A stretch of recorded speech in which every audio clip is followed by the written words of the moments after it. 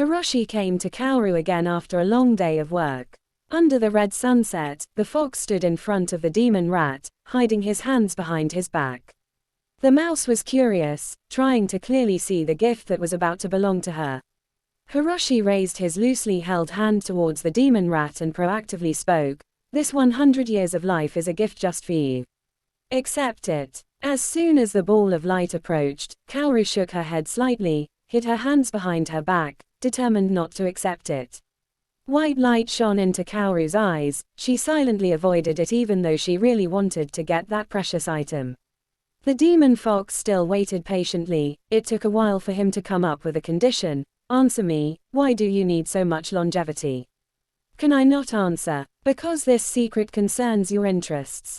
Kaoru was stunned, silent, then awkwardly nodded. Being next to a person with superior intelligence, all secrets are always discovered and exposed to light at unexpected times. To prevent everything from going too far, the rat cleverly avoided talking but spoke softly like a child admitting her mistake to parents. "Because I wanted to avenge Shin, I made up a story about using your lifespan in exchange for a secret. When you are weak and unable to defend yourself, I will kill you." "Really?" Hiroshi smiled and plucked a blade of grass from the field, turning it into a sharp knife and placing it in Kaoru's hand. "If you want, you can do it right here, right now. I will accept everything, without resisting or running away." Seeing that her small hands were still hesitant, the demon fox continued to reveal the hidden truth. "If you really hated me, you would have killed me when I stayed in your house. The revenge story is just a fabrication. What you really want is definitely more than my 500 years of spiritual power. The most simply way to think is I wanted to kill you, but you certainly won't die in the usual way. You insist on keeping it a secret because this secret involves your life, right?" Facing eyes full of doubts, Kaoru remained calm as if she had predicted everything. She grabbed hand holding the ball of light containing a portion of longevity and power, gently pushed it towards Hiroshi, and answered in a voice as light as a breeze, "Knowing too much is not good. You just need to know that everything I do and everything you spend will not be sacrificed in vain. That's all." The rat chose to leave the clearing to end the conversation before revealing too many unpleasant things. Several strong winds carrying sand and dust swept past, burying the small figure in just a blink of an eye. The demon fox looked at the conditions that had just been denied for a moment. The spiritual energy ball quietly sank into the white skin and then disappeared as if it had never existed. A snowflake fell silently from the gray sky.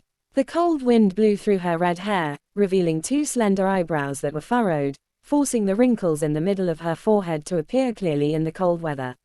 Snowflakes fell one after another, gradually covering the yellowed grass with cold white and obscuring the demon fox's figure as he walked out of the open field.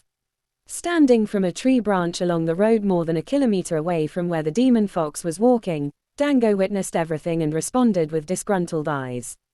Was Hiroshi so weak that he couldn't sense the presence of his comrades in such close range, or was the fox demon intentionally ignoring Dango? A smart and cautious yokai like Hiroshi always has unpredictable plans and certainly won't let itself fall into a difficult position, Dango told himself, but still silently watched until the fox sat down in his room. Thick and old documents were flipped open. The lines of documents on the yellowed pages flickered and disappeared. Soft sighs lingered in the quiet space. Blue eyes suddenly became distant, filled with worry and doubt. Putting the documents back in the secret compartment and protecting them with invisible hemp ropes woven together like a net, the fox took the bottle of elixir he was preparing and shook it gently to make the solution inside vibrate, releasing a bit of bewitching fragrance. The story of Kaoru deliberately using information about the future to change the demon fox's lifespan to prepare the elixir of life left Higa and the group stunned, because they could not accept the truth. A demon with the ability to live forever like Kaoru has endless greed and is even more ruthless than Hiroshi before.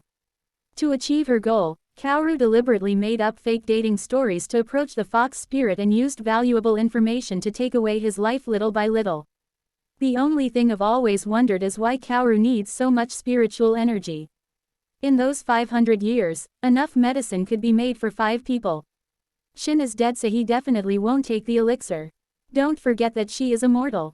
She can wait for his next life and give that medicine. Higa interrupted with an annoyed attitude.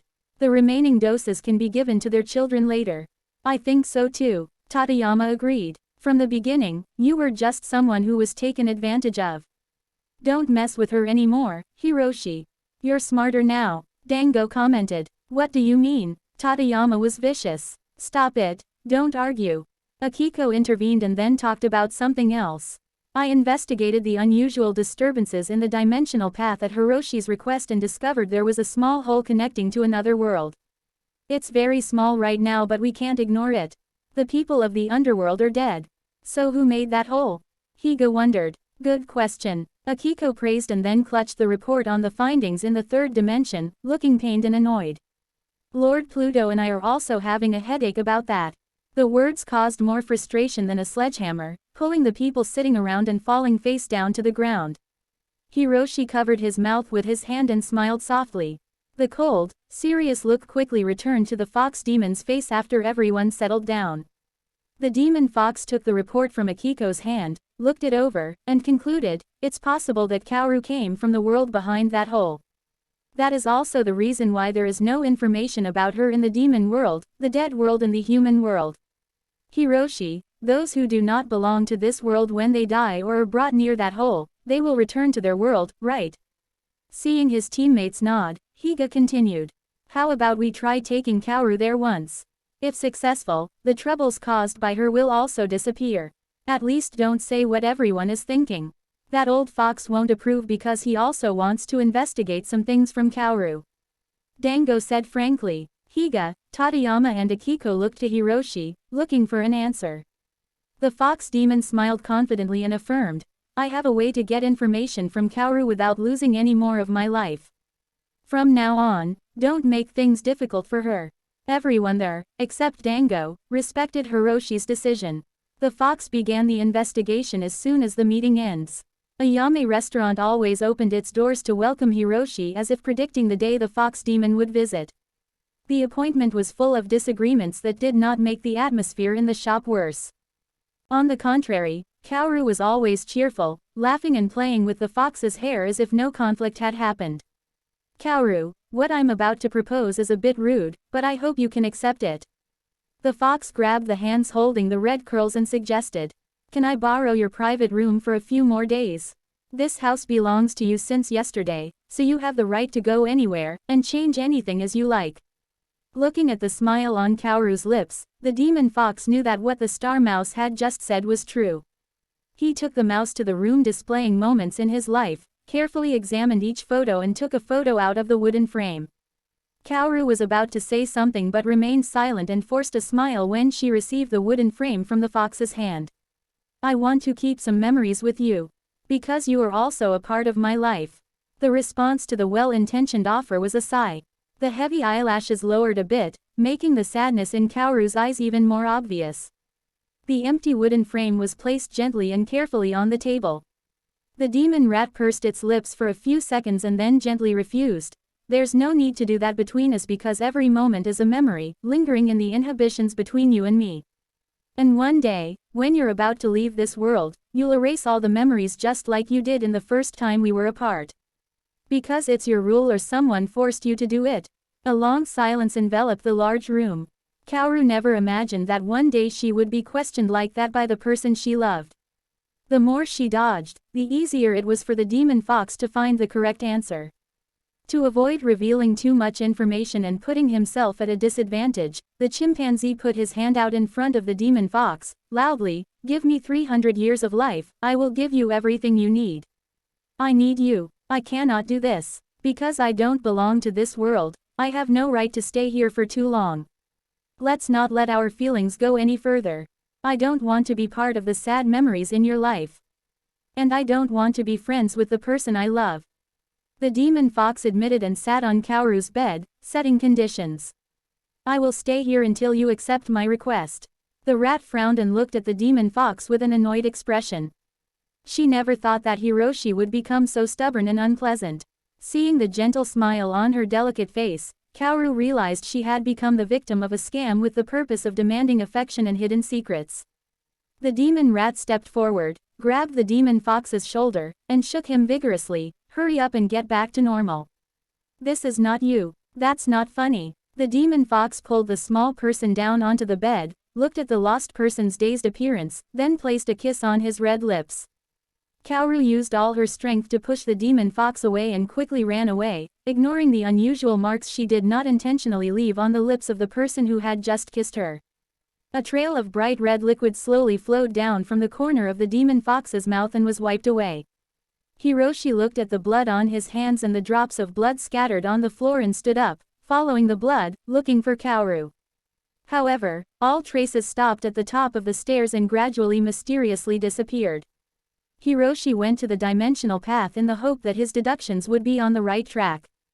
Kaoru does not belong to this world, so when her life is in danger, she will find a way to return to her homeland or be taken by the road connecting the worlds. However, aside from the dead world hunters assigned to guard the space hole, there was nothing unusual around the dimensional road. The demon fox quickly left the area guarded by the hunters and immediately ran back to the Ayami restaurant to search, but he couldn't find Kaoru anywhere. The image of Kaoru sitting in a dark corner silently enduring the pain caused by the toxin briefly appeared in Hiroshi's mind and then disappeared. Worry turns into an invisible external force that strangles the heart and dominates the mind, causing the demon fox to bury itself in feelings of guilt and self-blame. Because of wanting to know who Kaoru really was, he foolishly put the rat's life and trust to the test. When his fault came too far, there is no time to turn back, no chance to correct mistakes. The demon fox tried to drag himself out with heavy steps, closed the Ayami restaurant and continued to search in places where star mice often frequented. Responding to the fox's efforts were empty lands and shaking heads. From the moment Kaoru was poisoned, all her traces disappeared as if she had never existed.